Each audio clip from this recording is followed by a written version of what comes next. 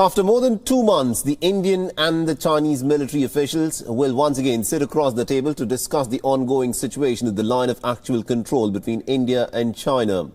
The 9th round of military talks will begin in Chushul, and Lieutenant General PGK Menon and also the South Xinjiang Military Region Commander Major General Liu Lin are likely to meet at the border personnel meeting point in Moldo on the Chinese side of the line of control. The last time the two nations came face to face to negotiate was on the 6th of November in 2020. Now, India and China have been at loggerheads since the month of May last year. 20 Indian soldiers, remember, were killed in a skirmish with their Chinese counterparts in the Galwan Valley after the Chinese army had launched certain aggressive actions. For its part, China had not disclosed the number of casualties that it suffered in that skirmish in the Galwan Valley, but there are figures of almost about 40-odd Chinese soldiers who may have lost their lives there. The two sides have already held almost about 8 rounds of talks on various levels, but the negotiations have remained inconclusive. The Ministry of External Affairs recently said, and I quote, India and China continue to maintain very close communication through diplomatic and military channels, with the objective of ensuring complete disengagement in all friction points along the line of actual control in the western sector and for full restoration of peace and tranquility. The India and China are also conducting diplomatic talks on working mechanism for consultation and coordination. The last round of talks took place on the 18th of December. The next round of senior commander meeting is expected pretty soon.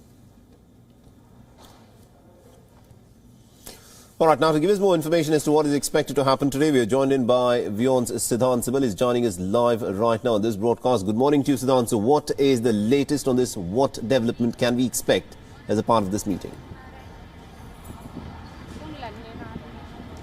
Well, Mohammed, we do expect some kind of development in terms of announcement when the conversation starts, because it was expected to start around 9:30 a.m. Indian Standard Time, and of course it is going to happen in Moldo in the Chinese side, and this talks something that both sides were eagerly waiting, both sides in fact reiterating the same during the diplomatic level of conversation that took place in the month of December when both sides had a virtual meeting. But the military talks coming at a time when we have a new president of United States.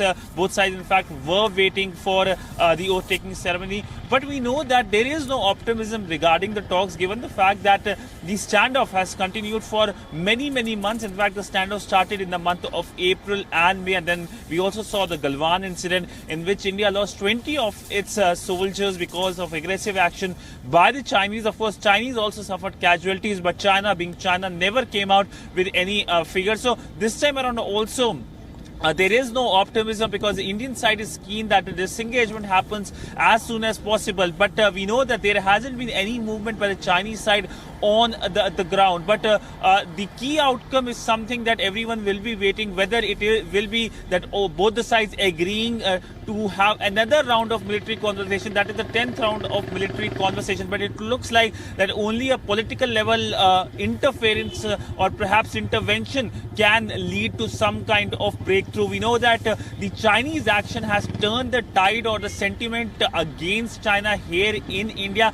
and it is unlikely that any major positive developments can in fact happen in terms of the informal summits or any people-to-people interaction. In fact, last year both sides were expected to celebrate the 70th year of establishment of diplomatic relationship, and one of the key outcomes of the 2019 informal summit in Malappuram was that there will be 35 events here in India and 35 events in China, so that there is more increased people-to-people interaction. But that never happened because of, we know what happened in 2020. So 2020 has completely changed the India-China dynamics, and if China makes sure that there are some kind of positive confidence-building actions, including disengagement, only then there can be some kind of positive reciprocation by New Delhi. Absolutely indeed, Siddhant. Now, one of the key questions that a lot of people would be asking is, yes, we've seen what China has been doing at the line of actual control in Ladakh and also in a few other places, But what is the objective of the Chinese administration here? What is Xi Jinping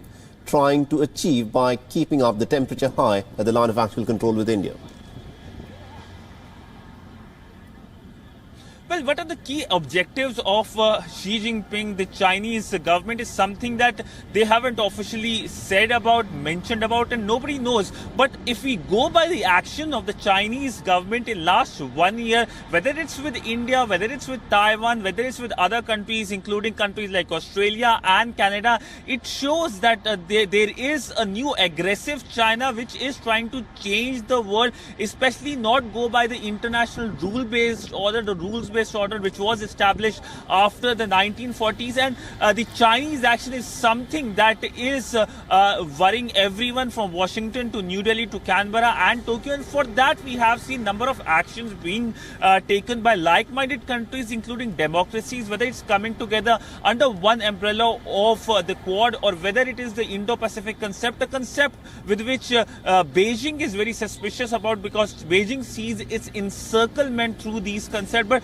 by and large, it is now looking clear that it is China versus the rest.